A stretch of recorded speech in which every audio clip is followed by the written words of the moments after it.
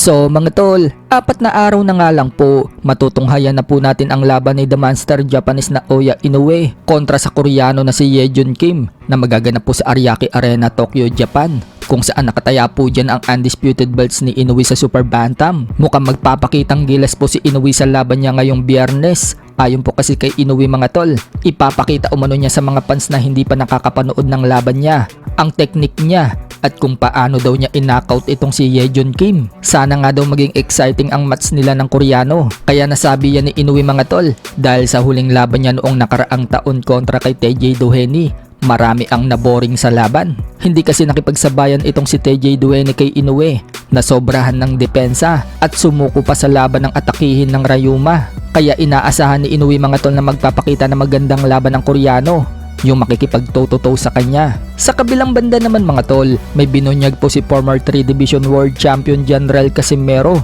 Wika po ni Casimero sa isang comment section, sila Inoue daw ang pumili kay Saul Sanchez na nakalaban niya noong nakaraang taon. Gustong gusto daw kasi nila Inoue na matalo siya. Pero ano daw ang nangyayari? Tulog daw si Sanchez sa kanya. Dagdag pa ni Casimero mga tol, kakahintay daw ni Inoue na humina siya.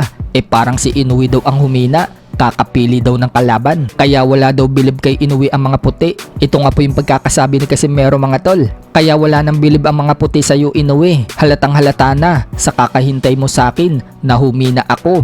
Parang ikaw ang humina sa kakapili mo ng mga mahihinang kalaban. Yung kalabang ko si Saul Sanchez, di ba kayo ang pumili nun? Ano ang nangyari? Kasi gusto nyo ako ipapatalo? Wala, tulog ka agad. Mga mahihina kayo. So ano masasabi nyo dyan mga tol? Sila Inoue daw pala ang pumili ng kalaban ni Casimero na si Saul Sanchez. Gusto daw sana ipatalo si Casimero.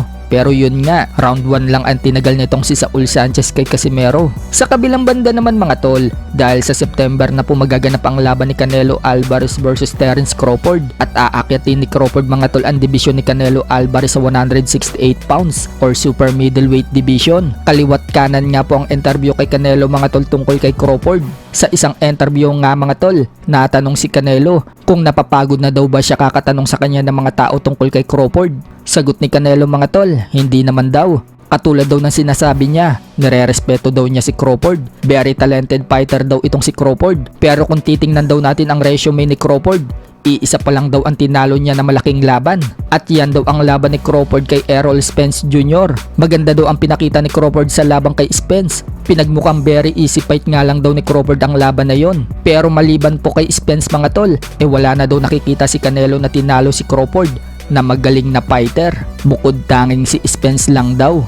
Pero great fighter naman daw itong si Crawford mga tol. Hindi daw natin alam mga tol hanggat hindi pa daw sila naglalaban. Malalaman daw yan kapag nagkaharap na sila. He just win one big fight.